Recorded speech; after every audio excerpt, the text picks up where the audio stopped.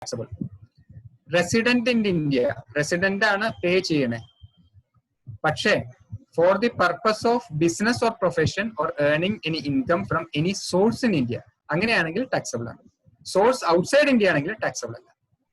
അതേപോലെ തന്നെ if interest or royalty or fee for technical service is paid by non-resident for the purpose of business or profession in India ആണെങ്കിൽ taxable ആണ്.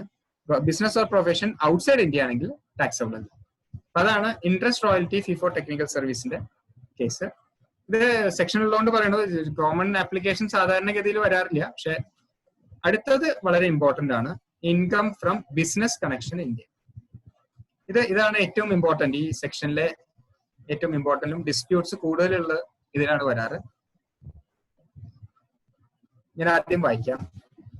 Non resident either individual or a foreign company is liable to tax in India for the profits earned in India.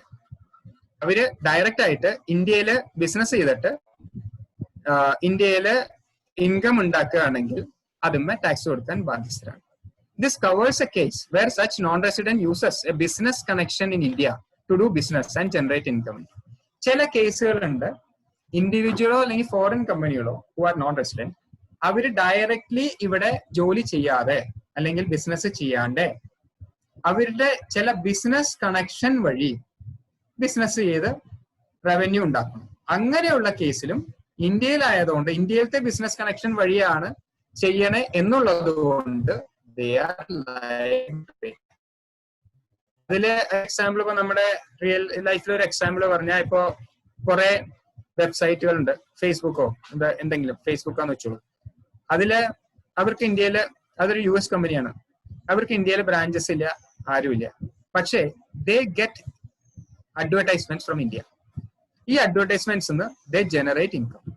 Our tax കൊടുക്കണ്ടേ എന്നുള്ളതാണ് question. അപ്പോ they are actually doing business without having A permanent establishment or A permanent business branch office in India. They engage agents or somebody or uses some business connection in India to earn profit in India. അങ്ങനെയുള്ള കേസുകളിൽ they are liable to pay tax under this provision of income from business connection in India. Okay. Any income which arises directly or indirectly from any activity or a business connection in India is deemed to be earned in India.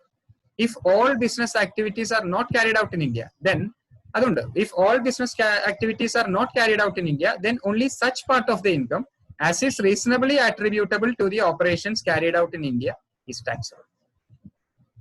Examples of business connection നമ്മൾ പറഞ്ഞു, അവര് directly business ചെയ്യാണ്ട് business കണക്ഷനെ use ചെയ്ത് ഇന്ത്യയിൽ business ചെയ്യും.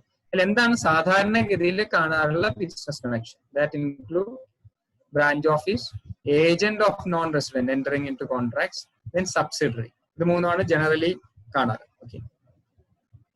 പക്ഷേ ഈ മുകളിൽ പറഞ്ഞതിന് എക്സെപ്ഷൻസ് ഉണ്ട്.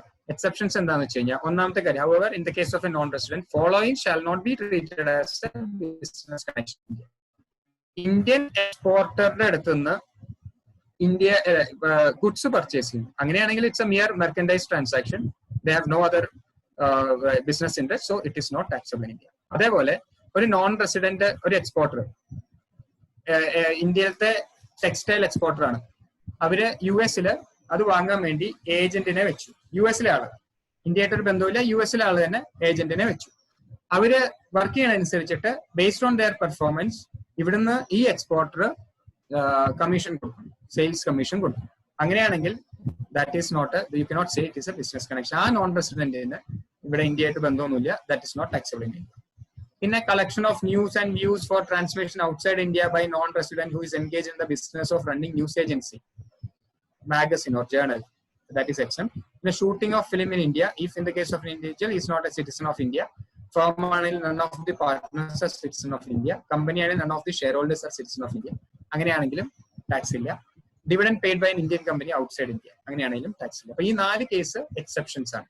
ബട്ട് ജനറലി എങ്ങനെ വെച്ചാൽ ബിസിനസ് കണക്ഷൻ എന്ന് പറഞ്ഞാൽ, if a non resident or a foreign company uses business connection in India to do business in India, thereby earning profit, then tax will be levied on such profit.